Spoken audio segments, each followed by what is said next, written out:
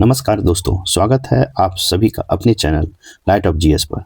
इस वीडियो में हम करने वाले हैं बिहार दरोगा, बिहार एसआई की लेवल का सेट प्रैक्टिस, जो आपको एडिटोरिया बुक से हम कराने जा रहे हैं, जो हर सवाल को हम सटीक और विश्लेषणात्मक समाधान करेंगे।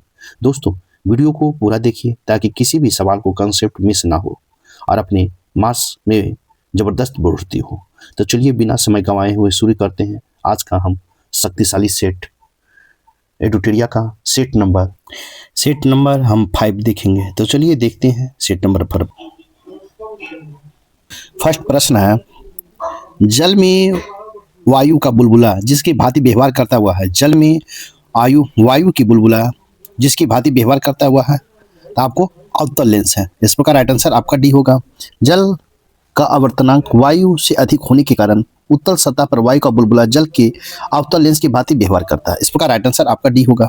प्रश्न संख्या 2 है, ट्रांसफार्मर में निम्नलिखित में से किसके कारण ऊर्जा हानि नहीं होती है। ट्रांसफार्मर में निम्नलिखित में किसके कारण ऊर्जा हानि नहीं होती है, तो आपको नहीं होती तो क्रोड का नर्म लोहे का बना होना।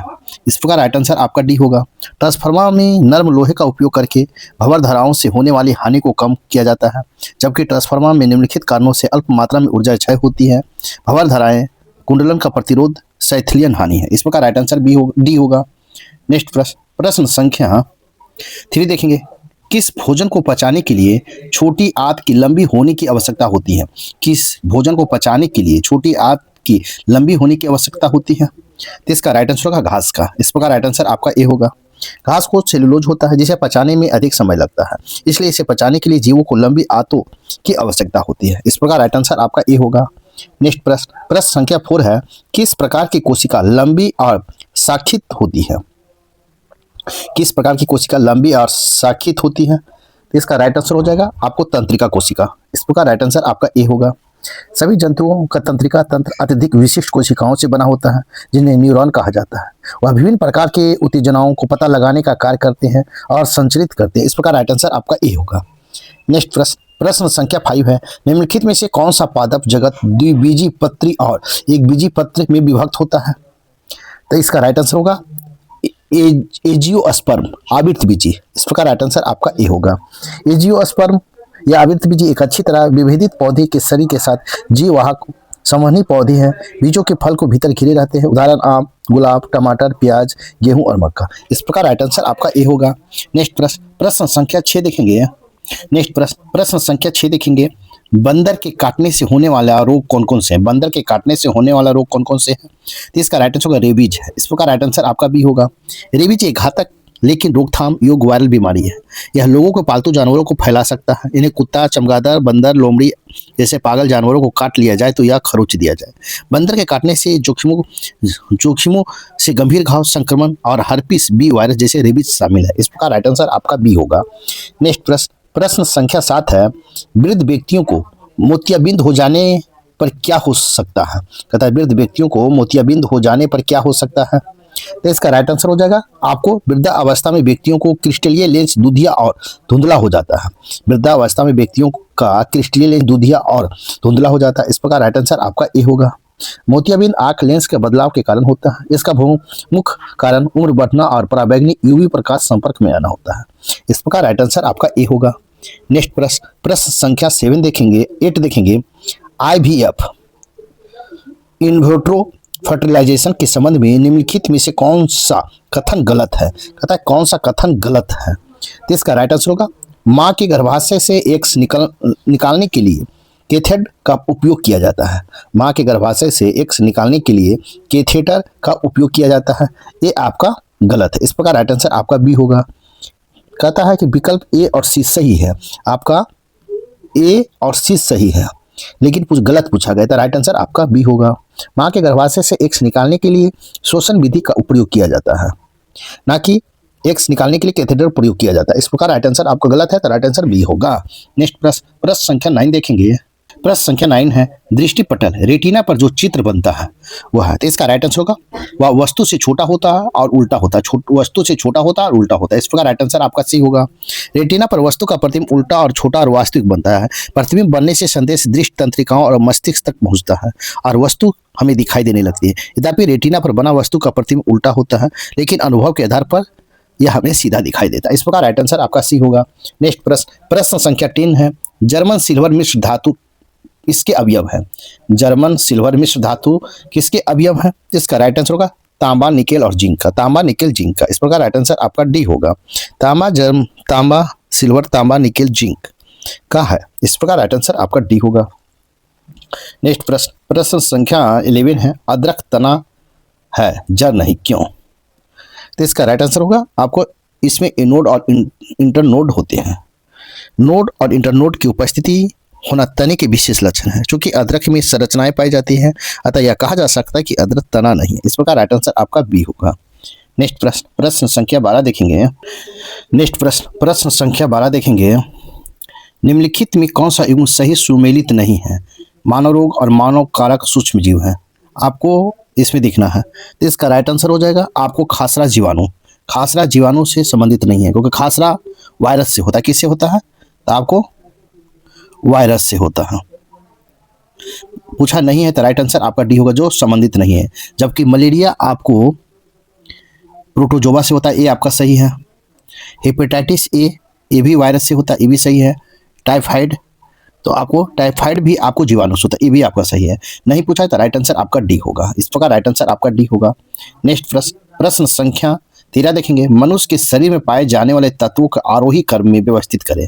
मनुष्य के शरीर में पाए जाने वाले तत्वों का आरोही क्रम में व्यवस्थित करें, तो इसका राइट आंसर होगा आपको हाइड्रोजन, कैल्शियम, नाइट्रोजन, कार्बन और ऑक्सीजन है, इस प्रकार राइट आंसर आपका डी होगा। नेक्स्ट प्रश्न संख्या 14 देखेंगे, निम्नलिखित में से किस विटामिन को हार्मोन माना जाता है? निम्नलिखित में से किस विटामिन को हार्मोन माना जाता है? तो इसका राइट आंसर होगा विटामिन डी को माना जाता है, इस प्रकार राइट आंसर आपका डी होगा। विटामिन डी को हार्मोन माना जाता है। इसके सर्जन में कैल्शियम पाया जाता है, कैल्सीफेरॉल पाया जाता है, इस प्रकार राइट आंसर आपका डी होगा। नेक्स्ट प्रश्न संख्या 15 है, रक्त में हीमोग्लोबिन बनाने के लिए निम्नलिखित में से क्या आवश्यक है? रक्त में हीमोग्लोबिन बनाने के लिए निम्नलिखित में क्या आवश्यक है? तो इसका राइट आंसर होगा आयरन, इस प्रकार राइट आंसर आपका डी होगा। हीमोग्लोबिन एक लाल रक्त कोशिकाओं का एक प्रोटीन है जो पूरे शरीर में ऑक्सीजन को परिवहन को सक्षम बनाता है तथा उत्कों और अंगों तथा ऑक्सीजन पहुंचाने के लिए महत्वपूर्ण है, इस प्रकार राइट आंसर डी होगा। नेक्स्ट प्रश्न संख्या 16 है, निम्नलिखित युग्मों को गलत मिलान का चयन करें।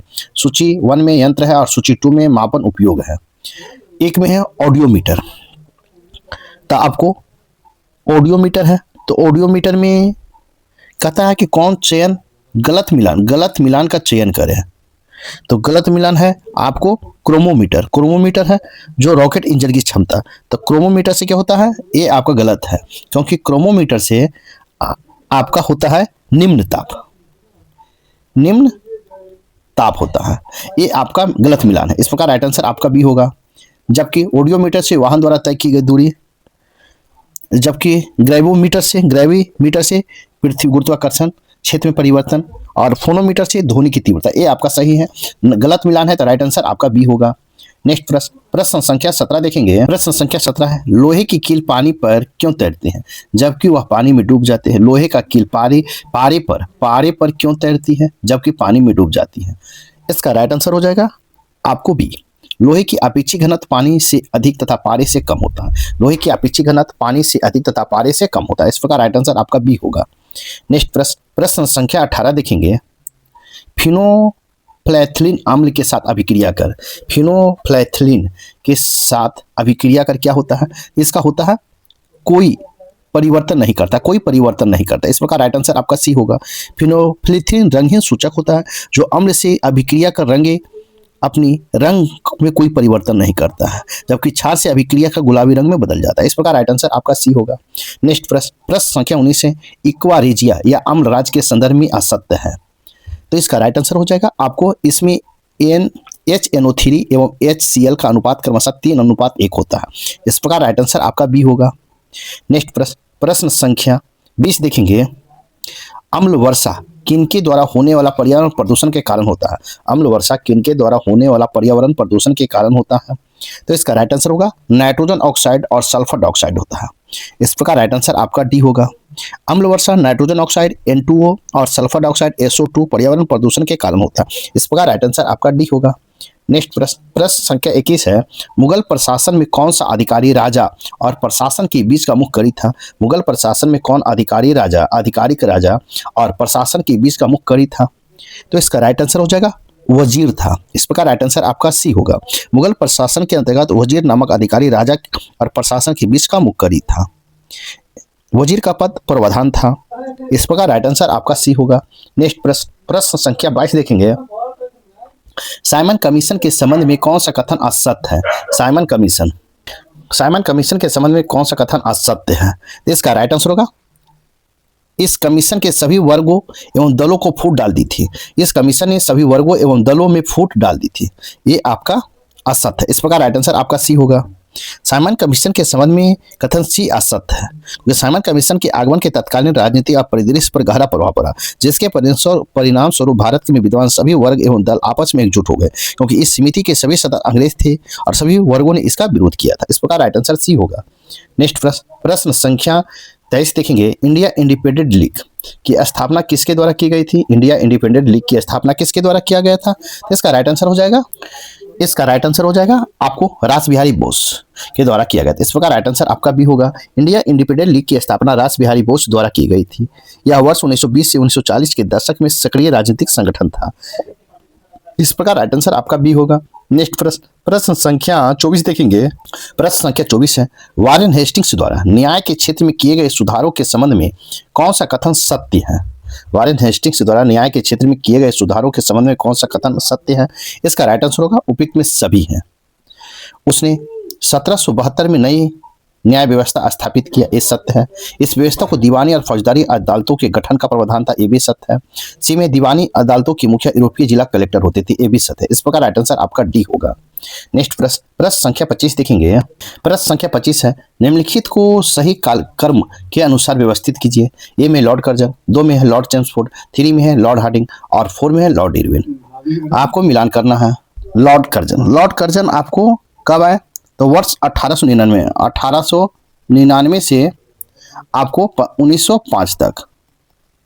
फिर है लॉर्ड हार्डिंग, तो लॉर्ड हार्डिंग का शासनकाल आपका रहा 1910 से आपको 1916 तक। फिर हो गया लॉर्ड चेम्सफोर्ड, तो लॉर्ड चेम्सफोर्ड है 1916 से आपको 1921। फिर लॉर्ड इरविन है, तो लॉर्ड इरविन आपको 1926 से आपको 1931 तक। इस प्रकार आप मिलाएंगे तो इसका राइट आंसर होगा 1, 3, 2, 4। इस प्रकार राइट आंसर आपका ए होगा। नेक्स्ट प्रश्न संख्या 26 देखेंगे। निम्नलिखित में किसने भारतीय राष्ट्रीय कांग्रेस के अधिवेशन की अध्यक्षता की? तो भारतीय राष्ट्रीय कांग्रेस के अधिवेशन की अध्यक्षता किसने किया? तो इसका राइट आंसर होगा आपको ए में है ए.ओ. ह्यूम, 2 में है बदरुद्दीन तैयब जी, 3 में है रमेश चंद्र दत्त, 4 में है विजय लक्ष्मी पंडित और 5 में गोपाल कृष्ण गोखले हैं। तो इसका राइट आंसर हो जाएगा आपको 2, 3, 5। आपको 2, 3 और 5 ये आपको कांग्रेस की अधिवेशन की अध्यक्षता किए हैं। आपको बदरुद्दीन तैयब जी कांग्रेस के अधिवेशन जो किए हैं आपको 1887 में मद्रास में किए हैं। रमेश चंद्र आपको कब किए हैं? तो रमेश चंद्र आपको किए हैं आपको 1899 में लखनऊ में किए हैं। कहाँ? लखनऊ में किए हैं। और गोपाल कृष्ण गोखले आपको 1905 में बनारस में किए हैं। कहाँ के हैं? बनारस में किए हैं। इस प्रकार राइट आंसर 2, 3, 5 होगा। इस प्रकार राइट आंसर आपका सी होगा। नेक्स्ट प्रश्न संख्या 27 देखेंगे। वज्जी संघ का वर्णन सर्वप्रथम किस ग्रंथ में मिलता है? वज्जी संघ का वर्णन सर्वप्रथम किस ग्रंथ में मिलता है? आपको किस ग्रंथ में मिलता है? तो दीर्घ निकाय में मिलता है। इस प्रकार राइट आंसर आपका सी होगा। वज्जी संघ का वर्णन सर्वप्रथम दीर्घ निकाय नामक ग्रंथ में मिलता है। इस प्रकार राइट आंसर आपका सी होगा। प्रश्न संख्या 28 है। जोरवे संस्कृति के संबंध में निम्नलिखित कथनों पर विचार कीजिए। 1 में जोरवे एक नगरीय संस्कृति का प्रतिनिधित्व करता है। 2 में यह कोकण के तट प्रदेश में फैली थी। 3 में है इनाम गांव में नगरीकरण का प्रमाण मिलते हैं। उपयुक्त में से कौन सा कथन सत्य है? इसका राइट आंसर होगा आपको 2 और 3। आपका 2 और 3 सत्य है। इस प्रकार राइट आंसर आपका डी होगा। नेक्स्ट प्रश्न संख्या 29 देखेंगे। कहता है निम्नलिखित में कौन सा बौद्ध मत के निर्माण की अवधारणा का सर्वश्रेष्ठ व्याख्या करता है। निम्नलिखित में से कौन एक बौद्ध मत के निर्माण की अवधारणा का सर्वश्रेष्ठ व्याख्या करता है। तो आपको इसका राइट आंसर होगा आपको त्रिशरूपी अग्नि का समन। त्रिशरूपी अग्नि का समन, इस प्रकार राइट आंसर आपका ए होगा। त्रिशरूपी अग्नि का समन करने वाला बौद्ध मत के निर्माण की प्राप्ति बताया गया। बौद्ध धर्म में संसार की समस्याओं से घिरा बताया गया, इस प्रकार राइट आंसर ए होगा। नेक्स्ट प्रश्न संख्या 30 देखेंगे। निम्नलिखित में मौर्य साम्राज्य के पतन का क्या कारण था। मौर्य साम्राज्य के पतन का क्या कारण था। तो इसका राइट आंसर उपयुक्त में सभी। ब्राह्मणों की प्रतिक्रिया, वित्तीय संकट, दमनकारी शासन, इस प्रकार राइट आंसर आपका डी होगा। ब्राह्मणों की प्रतिक्रिया द्वारा मौर्य साम्राज्य के पतन हुआ। मौर्य साम्राज्य के खंडर पर खड़े हुए कुछ नए राजों और शासन ब्राह्मण हुए, इस प्रकार राइट आंसर आपका डी होगा। नेक्स्ट प्रश्न संख्या 31 देखेंगे। अग्रहारिक नामक अधिकारी निम्नलिखित में से किसकी देखभाल करता था। अग्रहारिक नामक अधिकारी निम्नलिखित में से किसकी देखभाल करता था। इसका होगा धार्मिक न्यास का, इस प्रकार राइट आंसर आपका बी होगा। अग्रहारिक नामक अधिकारी धार्मिक न्यास की देखभाल करता था, इस प्रकार राइट आंसर आपका बी होगा। प्रश्न संख्या 32 है। तालिकोटा या राक्षस तगड़ी का युद्ध कब और कहां लड़ा गया था। तालिकोटा या राक्षस तगड़ी का युद्ध कब और कहां लड़ा गया था। इसका राइट आंसर होगा 1565 ईस्वी में बन्नी हट्टी में लड़ा गया था। 1565 में बन्नी हट्टी में लड़ा गया था, इस प्रकार राइट आंसर आपका बी होगा। तालिकोटा एवं निकट बन्नी हट्टी के पास युद्ध हुआ। यह युद्ध 23 जनवरी 1565 को विजयनगर के दक्षिण भारतीय राज महासंघ, जिसमें अहमदनगर, बीजा, गोलकुंडा और बीदर शामिल थे, के बीच हुआ। इस महाय में गोलकुंडा के शत्रुता के कारण बराड़ शामिल नहीं हुआ था, इस प्रकार राइट आंसर आपका बी होगा। नेक्स्ट प्रश्न संख्या 33 है। निम्नलिखित युग्मों का चयन करें। निम्नलिखित युग्मों का चयन करना है, तो आपको क्रेमलिन, तो क्रेमलिन कहाँ है, मॉस्को, आपको ये आपका सही है, इस प्रकार राइट आंसर आपका भी है। सही युग्म का पूछ रहा है तो क्रेमलिन मॉस्को सही है। आपको स्टैचू ऑफ लिबर्टी कहाँ है, तो स्टैचू ऑफ लिबर्टी आपका न्यूयॉर्क है। कहाँ है, न्यूयॉर्क, न्यूयॉर्क है, न्यूयॉर्क यूएसए में है। उसके बाद में है सी में है ओपेरा हाउस, तो ओपेरा हाउस कहाँ है आपको, तो ओपेरा हाउस आपको सिडनी में है, सिडनी में है। और उसके बाद एफिल टावर, तो एफिल टावर कहाँ है, तो आपको पेरिस में है, पेरिस में है। आपको सही पूछा है तो राइट आंसर आपका बी होगा। नेक्स्ट प्रश्न संख्या 33 देखेंगे। प्रश्न संख्या 33 है। निपन किस देश का पुराना नाम है। निपन किस देश का पुराना नाम है। इसका राइट आंसर होगा जापान का पुराना नाम, इस प्रकार राइट आंसर आपका सी होगा। जापान का पुराना नाम निपन है, इस प्रकार राइट आंसर सी होगा। प्रश्न संख्या 35 है। National school of fashion technology कहाँ स्थित है। National school of fashion technology कहाँ स्थित है, तो इसका राइट आंसर होगा आपको नई दिल्ली में स्थित, इस प्रकार राइट आंसर आपका बी होगा, आपको बी होगा। नेक्स्ट प्रश्न संख्या 36 है। गैम्बिट, गैम्बिट शब्द किस खेल से संबंधित है। गैम्बिट शब्द किस खेल से संबंधित है, तो इसका राइट आंसर होगा शतरंज से संबंधित है, इस प्रकार राइट आंसर आपका ए होगा। नेक्स्ट प्रश्न संख्या 37 है। अंतर्राष्ट्रीय एथलेटिक चैंपियनशिप में पदक जीतने वाली पहली भारतीय महिला कौन थी। अंतर्राष्ट्रीय एथलेटिक चैंपियनशिप में पदक जीतने वाली पहली भारतीय महिला कौन थी, तो इसका राइट आंसर होगा अंजू बॉबी जॉर्ज थी, अंजू बॉबी जॉर्ज, इस प्रकार राइट आंसर आपका बी होगा। अंजू बॉबी जॉर्ज 2003 में अंतर्राष्ट्रीय एथलेटिक चैंपियनशिप में लंबी कूद में कांस्य पदक जीता था, इस प्रकार राइट आंसर बी होगा। नेक्स्ट प्रश्न संख्या 38 है। निम्नलिखित युग्मों में से कौन सा युग्म सही सुमेलित नहीं है। सही सुमेलित नहीं है, तो इसका राइट आंसर होगा इनमें से कोई नहीं। कहता उपरोक्त में दिए गए सही युग्म सुमेलित है। प्रथम वित्त आयोग का गठन केसी नियोगी थी, ये आपका सही है। प्रथम समाचार पत्र शुरू करने वाला व्यक्ति जेम्स हिक्की, ये भी आपका सही है। प्रथम नोबेल पुरस्कार पाने वाला प्रथम भारतीय रविन्द्रनाथ टैगोर, ये भी आपका सही है। इस प्रकार राइट आंसर आपका डी होगा, इनमें से कोई नमूने सभी। नेक्स्ट प्रश्न संख्या 39 है। सर्वाधिक तरल मुद्रा का रूप है। सर्वाधिक तरल मुद्रा का रूप है, तो आपको M1 है, M1, इस प्रकार राइट आंसर आपका ए होगा। नेक्स्ट प्रश्न संख्या 40 है। राष्ट्रीय सांख्यिकी दिवस कब मनाया जाता है। राष्ट्रीय सांख्यिकी दिवस कब मनाया जाता है, तो आपको 29 जून को मनाया जाता है, इस प्रकार राइट आंसर आपका बी होगा। पीसी महालनोबिस जी के जन्म दिवस के अवसर पर 29 जून को राष्ट्रीय सांख्यिकी दिवस मनाया जाता है, इस प्रकार राइट आंसर आपका बी होगा। नेक्स्ट प्रश्न संख्या 41 है। माई कंट्री माई लाइफ पुस्तक किसके द्वारा लिखी गई है। माई कंट्री माई लाइफ की पुस्तक किसके द्वारा लिखा गया है, तो आपको LK आडवाणी के द्वारा लिखा गया, इस प्रकार राइट आंसर आपका डी होगा। लाल कृष्ण आडवाणी जी ने माई कंट्री माई लाइफ नामक पुस्तक लिखी है, इस प्रकार राइट आंसर आपका डी होगा। नेक्स्ट प्रश्न संख्या 42 देखेंगे। प्रश्न संख्या 42 है। गलत युग्म का चयन करें। कहता है गलत युग्म का चयन करें, तो आपको इसका राइट आंसर होगा प्रिंस ऑफ वेल्स म्यूजियम नई दिल्ली, ये आपका गलत है, क्योंकि प्रिंस ऑफ वेल्स म्यूजियम जो है आपको कहाँ है, तो आपको मुंबई में है, मुंबई में है, मुंबई में है, तो आपको गलत पूछा है तो राइट आंसर आपका बी होगा। नेक्स्ट प्रश्न संख्या 43 है, राष्ट्रीय रक्षा अकादमी कहाँ स्थित है? राष्ट्रीय रक्षा अकादमी कहाँ है? तो आपको खड़गवासला में है। इस प्रकार राइट आंसर आपका ए होगा। राष्ट्रीय रक्षा अकादमी एनडीए का मुख्यालय पुणे महाराष्ट्र के खड़गवासला में स्थित है। इस प्रकार राइट आंसर आपका ए होगा। नेक्स्ट प्रश्न संख्या 44 है, राष्ट्रीय उष्णकटिबंधीय वन अनुसंधान संस्थान कहाँ स्थित है? राष्ट्रीय उष्णकटिबंधीय वन अनुसंधान संस्थान कहाँ स्थित है? तो इसका राइट आंसर होगा आपको जबलपुर में स्थित है। इस प्रकार राइट आंसर आपका सी होगा। राष्ट्रीय उष्णकटिबंधीय वन अनुसंधान संस्थान मध्य प्रदेश के जबलपुर में स्थित है। इस प्रकार राइट आंसर आपका सी होगा। प्रश्न संख्या 45 है, संसद के दोनों सदनों की संयुक्त बैठक के दौरान यदि लोकसभा अध्यक्ष अनुपस्थित हो तो संयुक्त बैठक की अध्यक्षता निम्नलिखित में कौन करेगा? तो कौन करेगा? तो इसका राइट आंसर होगा आपको लोकसभा के उपाध्यक्ष करेंगे, लोकसभा के उपाध्यक्ष। इस प्रकार राइट आंसर आपका भी होगा। संसद के दोनों सदनों की संयुक्त बैठक की अध्यक्षता अनुपस्थित हो तो उपाध्यक्ष पीठासीन होता है। अध्यक्ष का पद रिक्त होने पर उपाध्यक्ष उनके कार्यों को निष्पादन करता है। इस प्रकार राइट आंसर आपका भी होगा। नेक्स्ट प्रश्न संख्या 46 देखेंगे। संख्या 46 है, अंडमान निकोबार द्वीप समूह का सबसे उच्चतम चोटी किस भाग में स्थित है? अंडमान निकोबार द्वीप समूह का सबसे उच्चतम चोटी किस भाग में स्थित है? इसका राइट आंसर हो जाएगा आपको उत्तरी अंडमान में स्थित है, उत्तरी अंडमान में। इस प्रकार राइट आंसर आपका ए होगा। सैंडल पीक 732 मीटर, भारत के अंडमान और निकोबार द्वीप समूह का सबसे ऊंचा पहाड़। इस प्रकार राइट आंसर आपका ए होगा। नेक्स्ट प्रश्न संख्या 47 है, यदि पृथ्वी के घूर्णन गति ना हो तो इसका परिणाम निम्नलिखित में से कौन नहीं होगा? इसका राइट आंसर होगा केवल ऋतु नहीं होगा। इस प्रकार राइट आंसर आपका डी होगा। नेक्स्ट प्रश्न संख्या 48 देखेंगे। प्रश्न संख्या 48 है, निम्नलिखित में कौन सुमेलित नहीं है? तो आपको दिफू दर्रा मणिपुर, आपको ये सुमेलित नहीं है क्योंकि दिफू दर्रा आपको कहाँ है? तो अरुणाचल प्रदेश में है। अरुणाचल प्रदेश में है।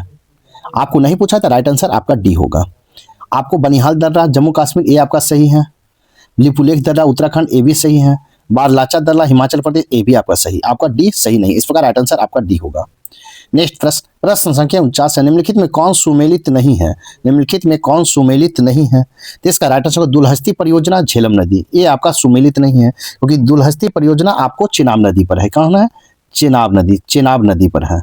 आपको नहीं पूछा था, राइट आंसर आपका डी होगा। नेक्स्ट प्रश्न, बाकी ए बी सी आपका सुमेलित सही है। इस प्रकार राइट आंसर डी होगा जो सुमेलित नहीं है। प्रश्न संख्या 50 देखेंगे, अरल सागर निम्नलिखित में किन दो देशों के बीच स्थित है? अरल सागर निम्नलिखित में किन दो देशों के बीच स्थित है? तो आपको काजाकिस्तान और उज्बेकिस्तान के बीच स्थित है। इस प्रकार राइट आंसर आपका बी होगा।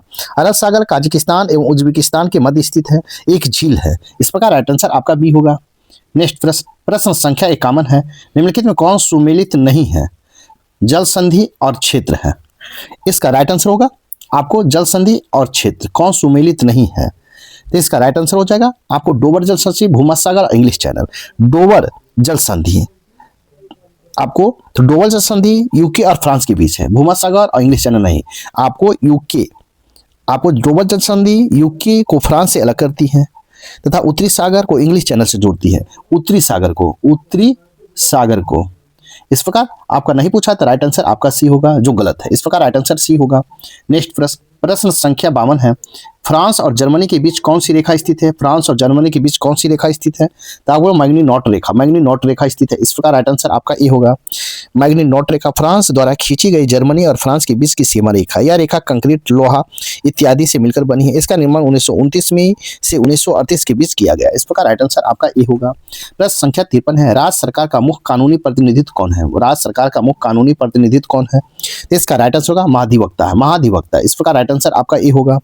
राज्य सरकार का कानूनी विषयों को परामर्श महाधिवक्ता देता है, जो राज्य सरकार का सर्वोच्च विधि अधिकारी होता है। इस प्रकार राइट आंसर ए होगा। नेक्स्ट प्रश्न संख्या 54 है, निम्नलिखित में कौन सही सुमेलित नहीं है? देश और विषय है। तो इसका राइट आंसर हो जाएगा आपको आयरलैंड आपातकालीन प्रावधान। ये आपका सही सुमेलित नहीं है क्योंकि आपातकालीन प्रावधान कहाँ से लिया गया है? आपको जर्मनी से लिया गया है, जर्मनी से। ये आपातकालीन प्रभाव जर्मनी से लिया गया। नहीं पूछा है तो राइट आंसर आपका डी होगा। नेक्स्ट, आपातकालीन प्रभाव जर्मनी की से, जबकि आयरलैंड से राज्य के नीति निर्देशक तत्व लिया गया। आयरलैंड से क्या लिया गया? नीति निर्देशक तत्व लिया गया है। इस प्रकार नहीं पूछा, राइट आंसर डी होगा। नेक्स्ट प्रश्न संख्या 55 देखेंगे। प्रश्न संख्या 55, एक नया राज्य बनाने के लिए संसद में कैसा बहुमत चाहिए? एक नया राज्य बनाने के लिए संसद में कैसा बहुमत चाहिए? तो इसका राइट आंसर होगा साधारण बहुमत चाहिए। इस प्रकार राइट आंसर आपका डी होगा। प्रश्न संख्या 56 है, फजल अली आयोग किससे संबंधित है? फजल अली आयोग किससे संबंधित है? तो इसका राइट आंसर राज्य पुनर्गठन से संबंधित है। इस प्रकार राइट आंसर आपका ए होगा।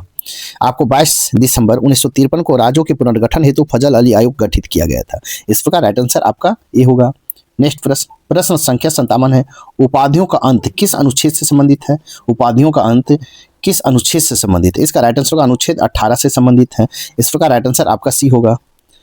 नेक्स्ट प्रश्न संख्या 58 है, रेल बजट को आम बजट से कब अलग किया गया था? रेल बजट को आम बजट से कब अलग किया गया? इसका राइट आंसर 1924 में अलग किया गया था। इस प्रकार राइट आंसर आपका ए होगा। एक वर्ष समिति की सिफारिश पर 1924 में रेल बजट को आम बजट से अलग कर दिया गया। संविधान के बजट शब्द का प्रयोग नहीं किया गया। इस प्रकार राइट आंसर आपका ए होगा। नेक्स्ट प्रश्न संख्या 59 है, 74वां संविधान संशोधन किस विषय से संबंधित है? 74वां संविधान संशोधन किस विषय से संबंधित है? इसका नगर पालिकाएं से संबंधित है। इस प्रकार राइट आंसर आपका बी होगा। 74वां संविधान संशोधन अधिनियम 1992 द्वारा संविधान के भाग 9 जोड़ा गया है। इसके अंतर्गत कुल 243 से 243 या 6 एवं 12वीं अनुसूची तक जोड़ा गया है। इस प्रकार राइट आंसर आपका बी होगा। नेक्स्ट प्रश्न संख्या 60 है, गॉडगिल फार्मूला किस से एक संबंधित है? गॉडगिल फार्मूला किस से एक संबंधित है? इसका राइट आंसर होगा राज्यों की केंद्रीय सहायता के आवंटन से। राज्यों के केंद्रीय सहायता के आवंटन से। इस प्रकार राइट आंसर आपका भी होगा। योजना आयोग 1969 में पहली बार तथा चौथी और 5वीं पंचवर्षीय योजना के दौरान गॉडगिल फार्मूला को विकसित किया गया था। इस प्रकार राइट आंसर आपका भी होगा।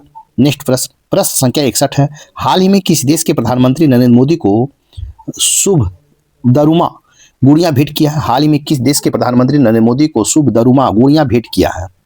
इसका राइट आंसर होगा आपको जापान ने किया है। इस प्रकार राइट आंसर आपका भी होगा। जापान के आधिकारिक यात्रा के दौरान प्रधानमंत्री नरेंद्र मोदी को शुभ दरुमा गुड़िया भेंट किया गया है। जापानी संस्कृति में इस गुड़िया की सौभाग्य और दृढ़ता का प्रतीक माना जाता है। इस प्रकार राइट आंसर आपका भी होगा।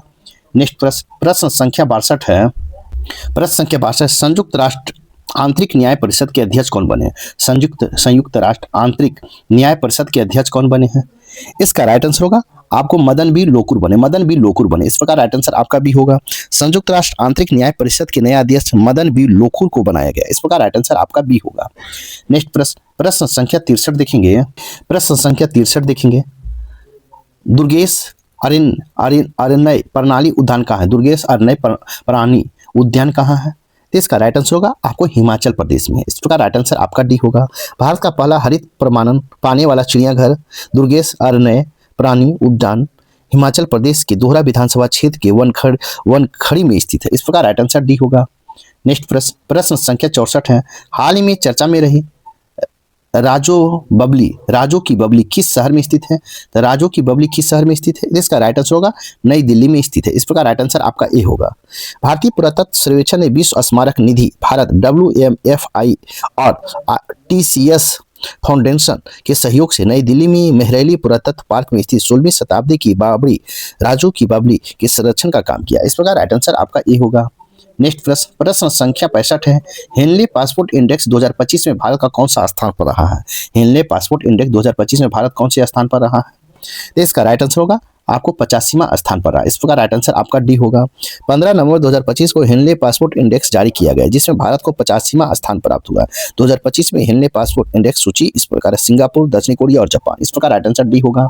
नेक्स्ट प्रश्न संख्या 66 है, वैश्विक पवन रिपोर्ट 2025 के बारे में क्या सत्य है? वैश्विक पवन रिपोर्ट 2025 के बारे में क्या सत्य है?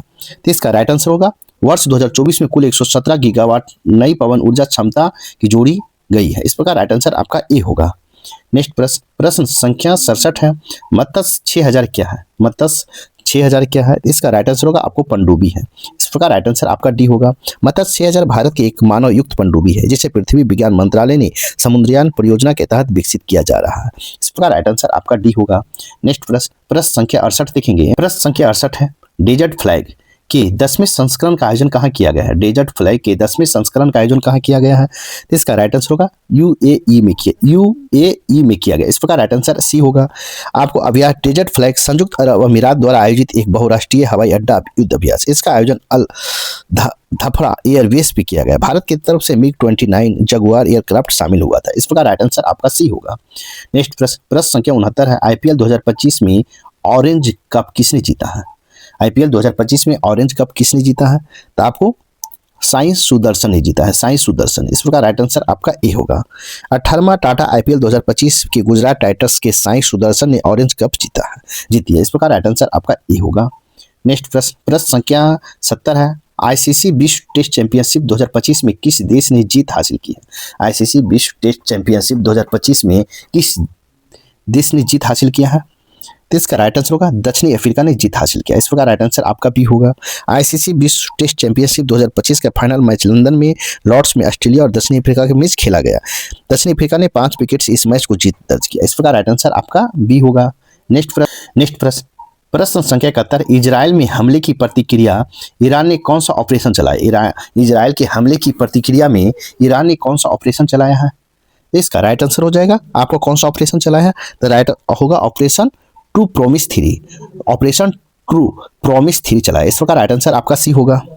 इजराइल ने ऑपरेशन राइजिंग लॉयंस के तहत ईरान के परमाणु और सैन्य स्थलों पर हवाई हमले तथा ड्रोन हमले के लिए जवाबी कार्रवाई में ईरान ने ऑपरेशन ट्रू प्रॉमिस 3 के तहत इजराइल पर बैलिस्टिक मिसाइल की बौछार की। इस प्रकार राइट आंसर आपका सी होगा। नेक्स्ट प्रश्न संख्या 72 है, वर्तमान में रेलवे सुरक्षा बल के महानिदेशक कौन बने हैं?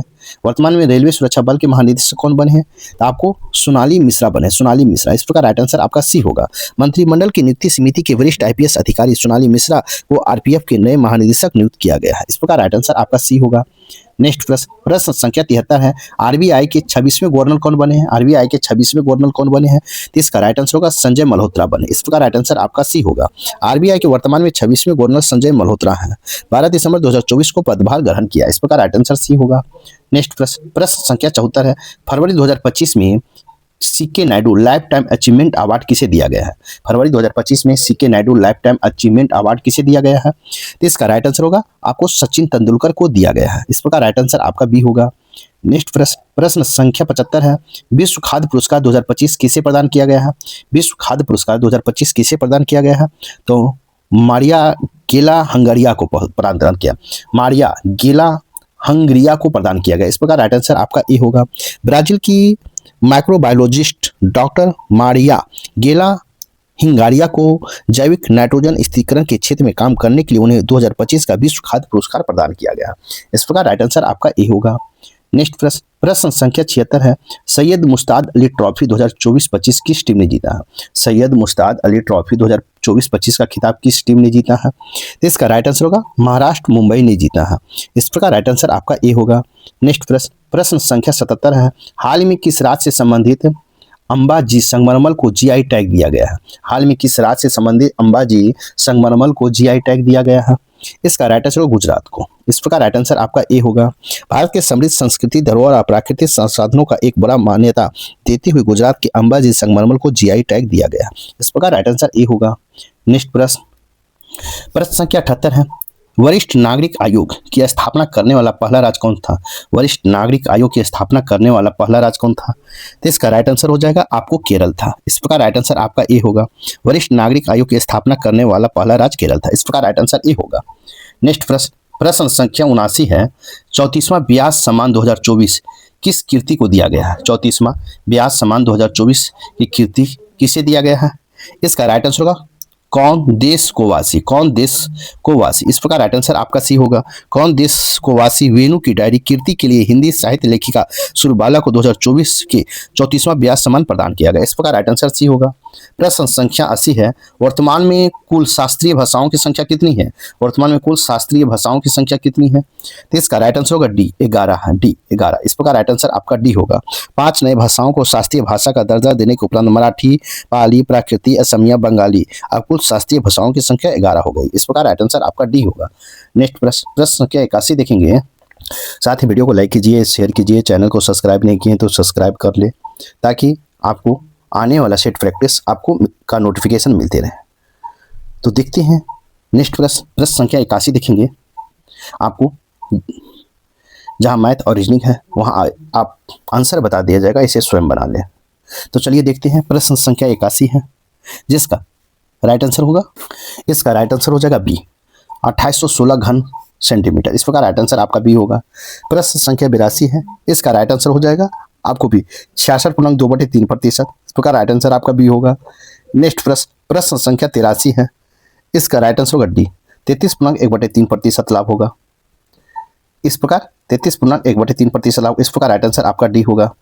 नेक्स्ट प्रश्न संख्या 84 है, इसका राइट आंसर होगा 400 रुपये। इस प्रकार राइट आंसर आपका ए होगा। नेक्स्ट प्रश्न संख्या 85 है, इसका राइट आंसर होगा बी, 2। इस प्रकार राइट आंसर आपका बी होगा। नेक्स्ट प्रश्न संख्या 86 है, देखेंगे इसका राइट आंसर होगा 300 रुपये। इस प्रकार राइट आंसर आपका सी होगा।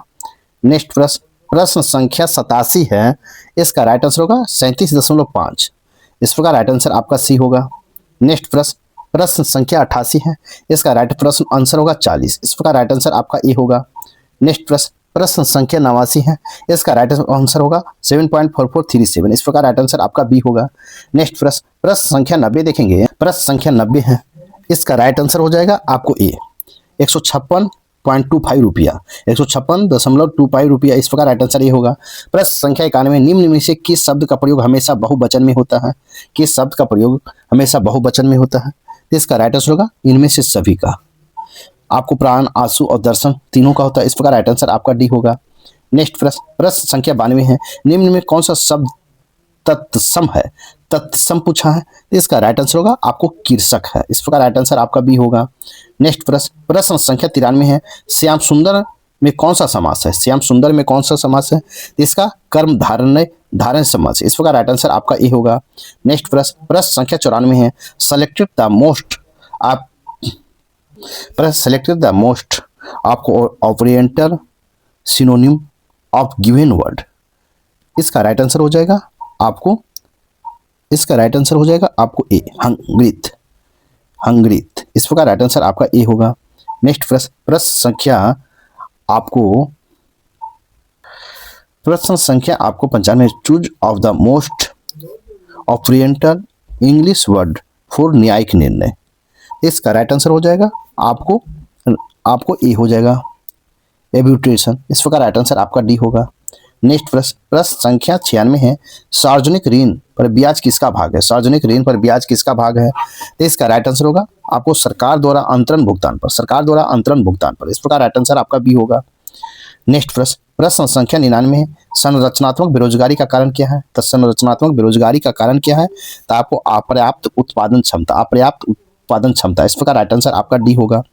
नेक्स्ट प्रश्न संख्या 98 है, निम्नलिखित में से कौन सा मांग जन्य कारक ऐसा है जिससे मुद्रास्फीति होती है? कहता कौन सा मांग जन्य कारक ऐसा है जिससे मुद्रास्फीति होती है? तो इसका राइट आंसर होगा आपको योजनेतर व्यय का, योजनेतर व्यय का। इस प्रकार राइट आंसर आपका ए होगा।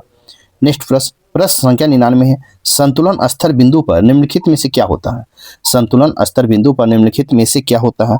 इसका ना तो लाभ हानि होती है ना लाभ होता है। इस प्रकार राइट आंसर आपका सी होगा। नेक्स्ट प्रश्न संख्या 100 है, आगत निर्गत विश्लेषण को प्रायः क्या कहा जाता है? आगत निर्गत विश्लेषण को प्रायः क्या कहा जाता है? तो इसका राइट आंसर होगा उपयुक्त में से कोई नहीं। इस प्रकार राइट आंसर आपका डी होगा। आपका सेट प्रैक्टिस 5 यहीं पर समाप्त होता है। साथ ही वीडियो को लाइक कीजिए, शेयर कीजिए, चैनल को सब्सक्राइब नहीं किए तो सब्सक्राइब करें। मेरा वीडियो कैसा लगे आप कमेंट बॉक्स में जरूर लिखें। तो नेक्स्ट वीडियो 6 में मिलते हैं, तब तक के लिए थैंक यू, धन्यवाद, जय हिंद, जय भारत।